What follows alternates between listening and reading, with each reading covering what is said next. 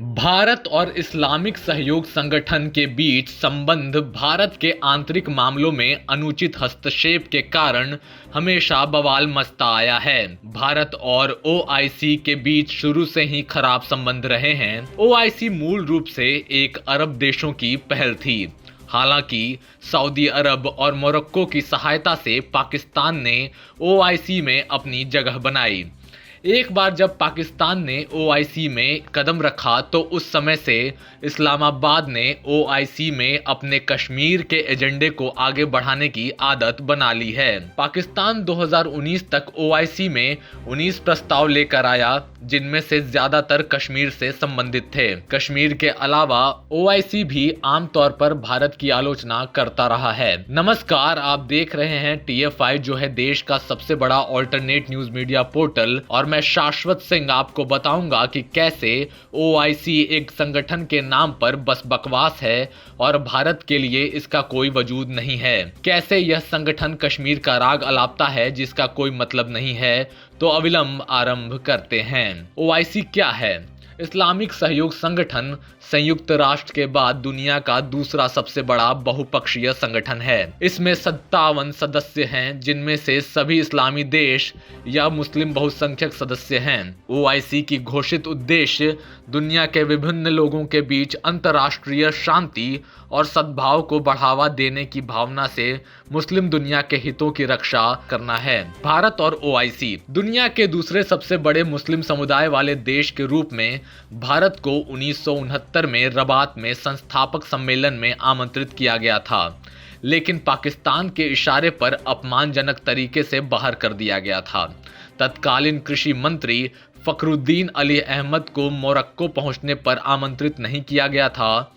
2006 में जैसे ही भारत आर्थिक मजबूत हुआ और अमेरिका के साथ संबंधों में सुधार किया, सऊदी अरब ने दिल्ली को पर्यवेक्षक के रूप में शामिल होने के लिए आमंत्रित किया, लेकिन भारत कई कारणों से दूर रहा, क्योंकि भारत एक धर्मनिरपेक्ष देश के रूप में धर्म पर आधारित संगठन में शामिल नहीं होना चाहता था। साथ ही यह भी जोखिम था कि भारत अलग अलग सदस्य देशों के साथ द्विपक्षीय संबंधों में सुधार के दबाव में आ जाएगा, खासकर कश्मीर जैसे मुद्दों पर। भारत ने फिर लगाई ओआईसी को जमकर लताड़।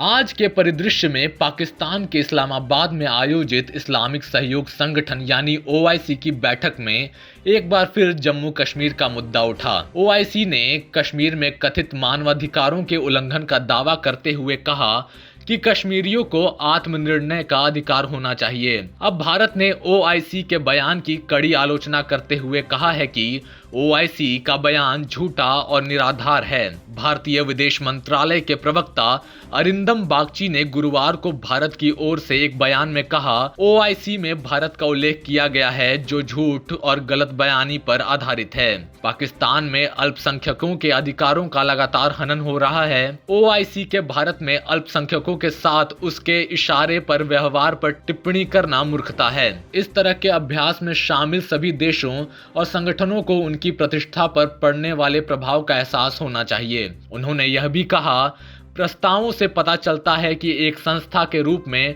इस्लामिक सहयोग संगठन कितना अप्रासंगिक है। यह भी दर्शाता है कि पाकिस्तान ने अपने जोड़ तोड़ में कितनी बड़ी भूमिका निभाई है। दरअसल कश्मीर को लेकर ओआईसी ने अपने प्रस्ताव में कहा था कि हम जम्मू कश्मीर में हो रहे मानवाधिकारों के उल्लंघन की कड़ी निंदा करते हैं। कश्मीर से अनुच्छेद 370 को खत्म करने के बारे में ओआईसी ने कहा था कि 5 अगस्त 2019 को भारत ने एक तरफा फैसले में जम्मू कश्मीर के विशेष दर्जे को अवैध रूप से रद्द कर दिया। इसका लक्ष्य कश्मीर की जनसंख्याइकी को बदलना है।